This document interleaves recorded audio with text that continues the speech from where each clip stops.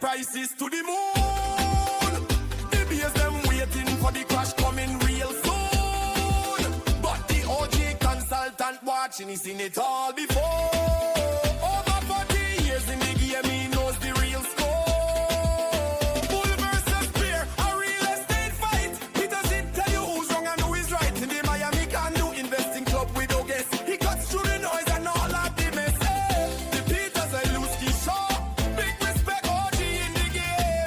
Listen and learn the man's name. And up down.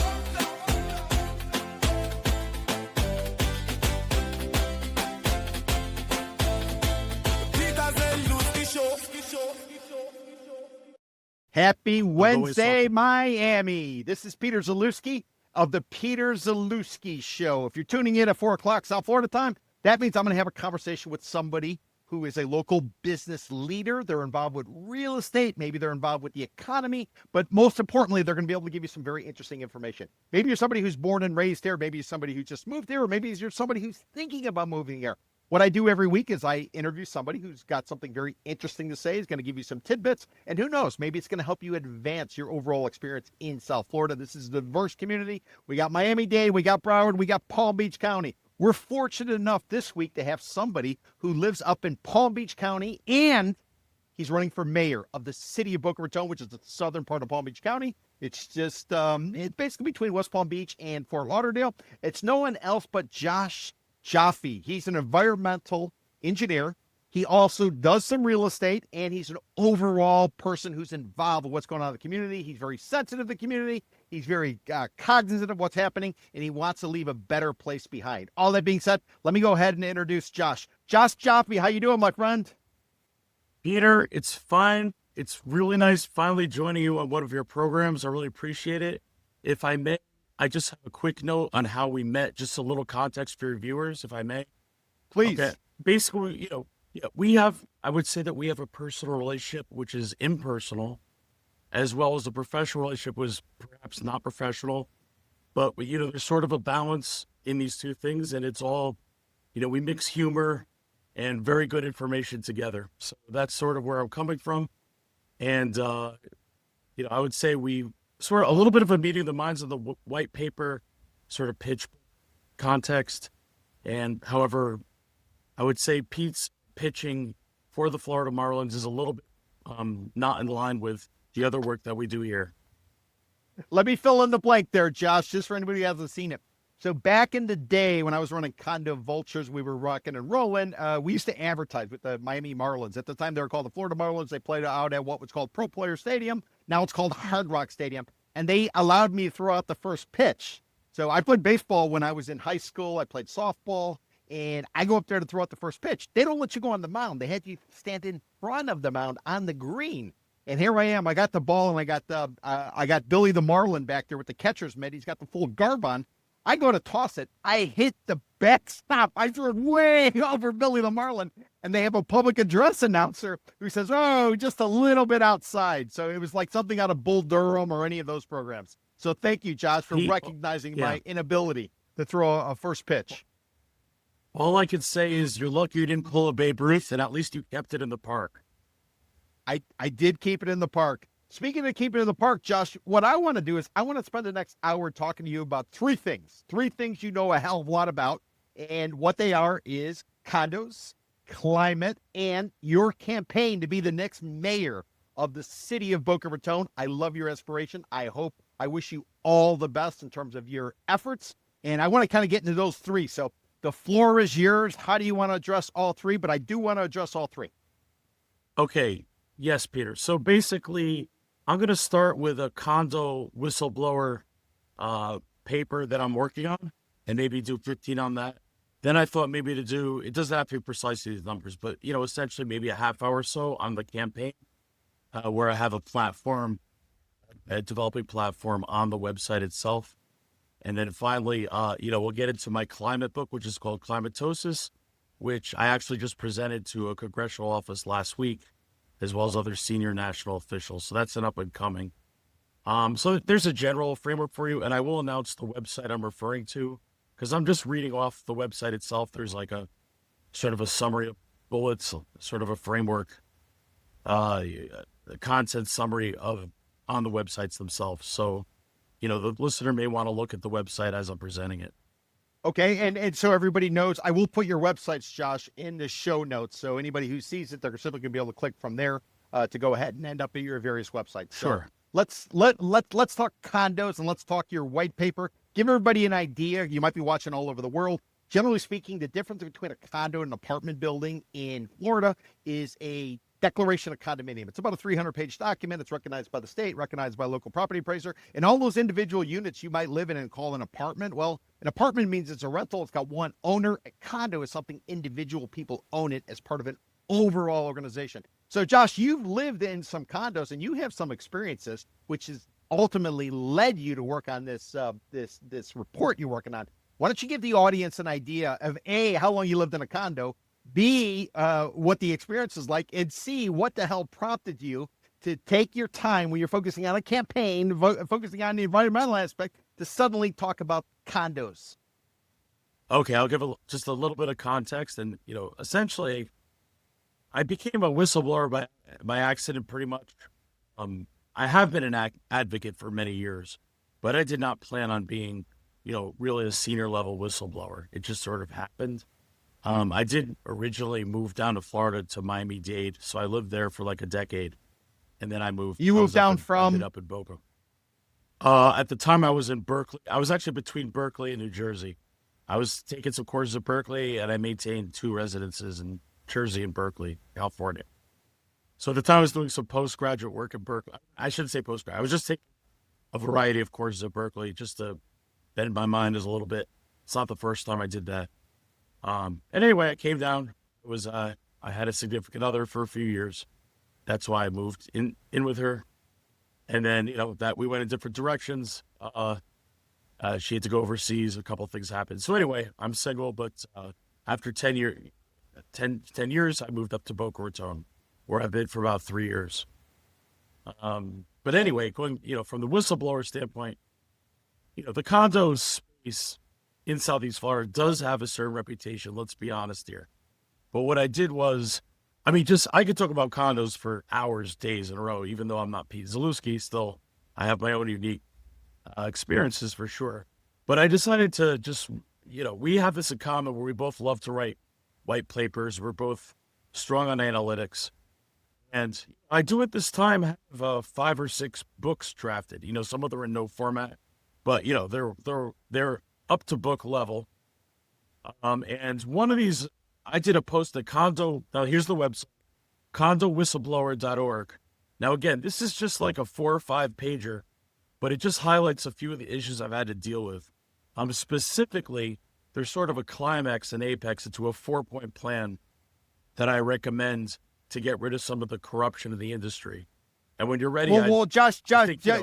I could stop you there, Josh, Sure. Before we get to the solution, tell us the problem. That's what everybody wants to hear. What kind of problems did you have in these condos? Did you have condo commanders? Were you a condo commander? Sort of set the scene. Give us the most outrageous condo story you had. Okay, well, as Peter mentioned, I actually have licenses, and they're listed on my website, transtech.com, which Pete will put in the comments later. But all these licenses have ethics codes. Okay, so I've been to university probably, years between my majors and just extra work I've done. So I like what I do. I'm an all-around environmental professional with licenses in other areas that we won't get into, like mapping, energy. I am a real estate broker. I do have a CAM license for condos. So, and I'm an engineer and a planner. So these things come in. So I came in, started, but besides the fact I was living in a Miami-Dade condo, I did work a weekend job for one of the bigger firms just to learn the ropes from the ground up. I'm old school. You learn things from the ground up. Use your mind in your hands. And, I had some experience in some more or less hot properties, shall we say. And then even where I was living, there were a lot of episodes and incidents that occurred there. And I'm not going to get into super depth right now, but, a lot of these are well known and they're sort of addressed in my 4 points anyway. In other words, my answers refer back to the issue that I'm addressing.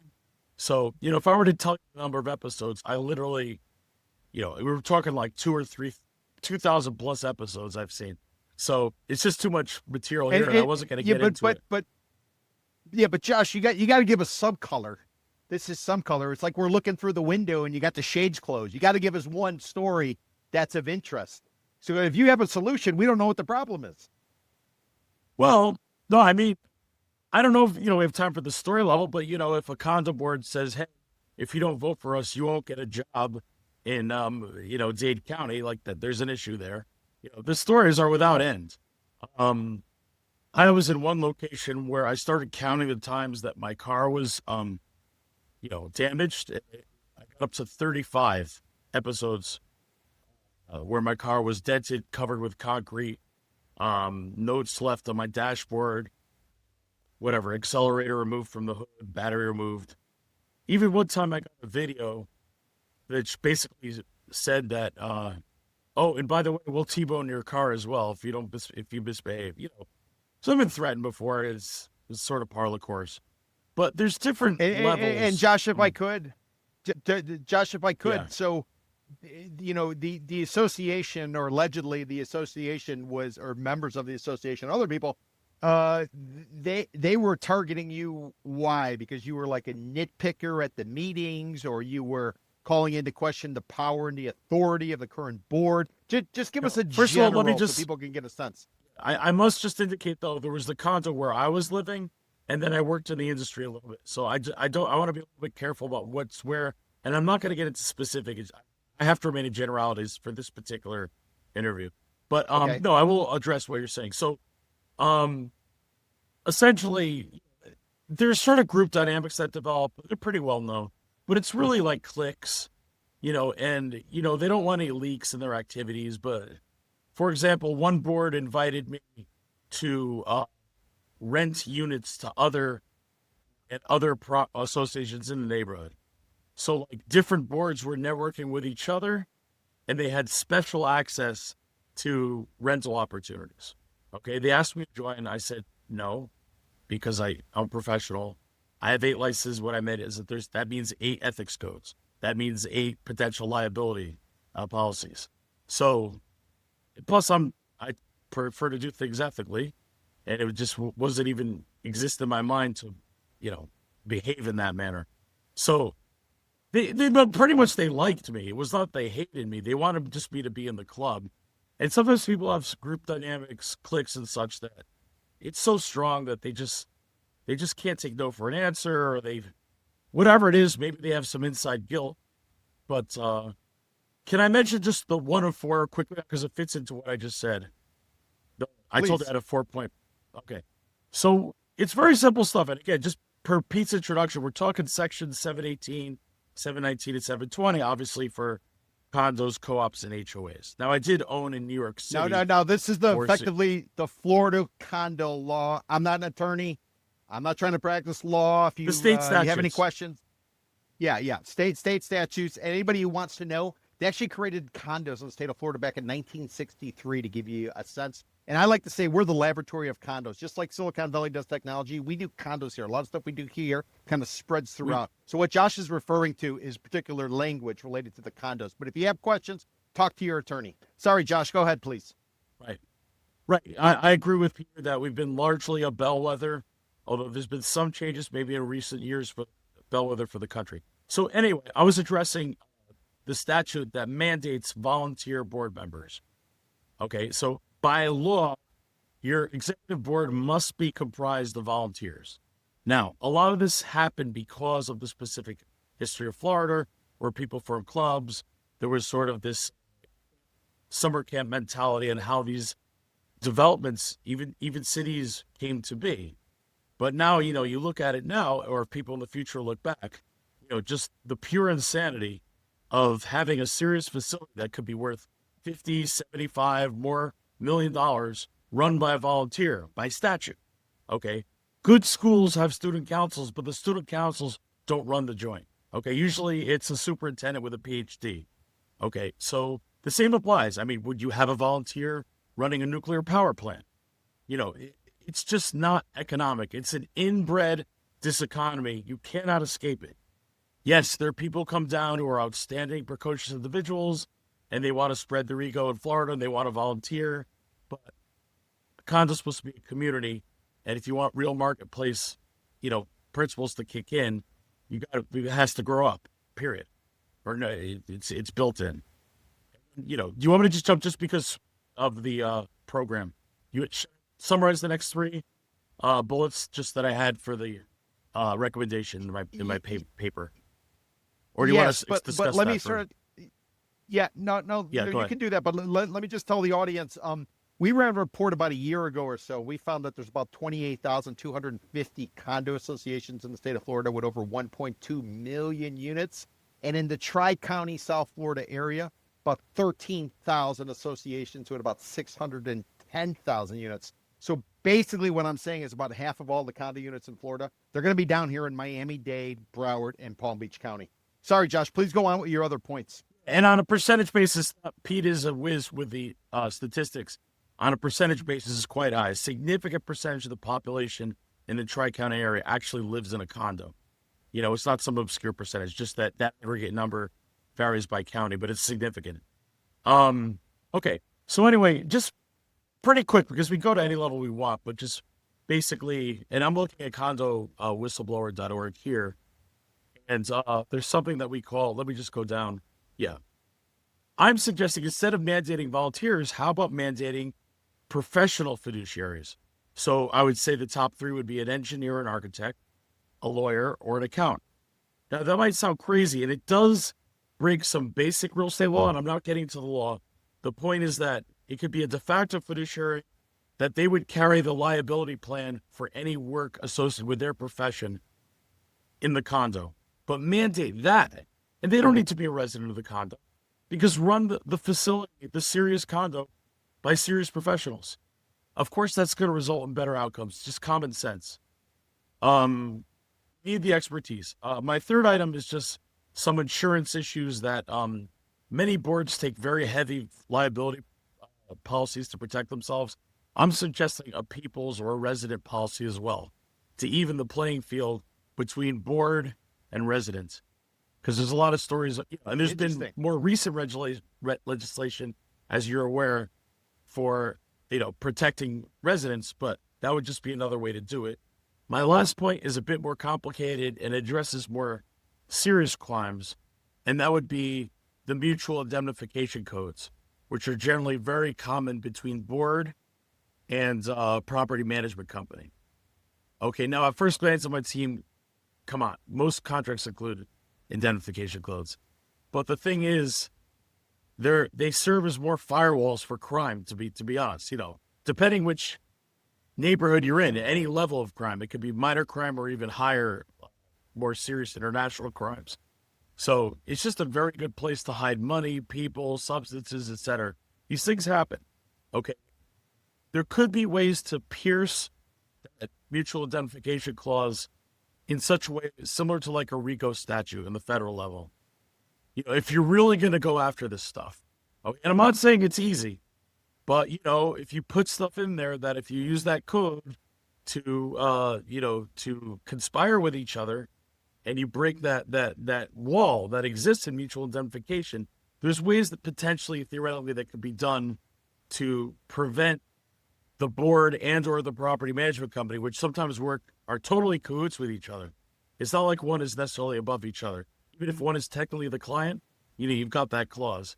So if you could pierce that a little, I'm not saying to get rid of people's civil rights or anything, but if that could be investigated, if crimes do occur, there could be some sort of state version of a RICO statute that might be able to cut down that abuse.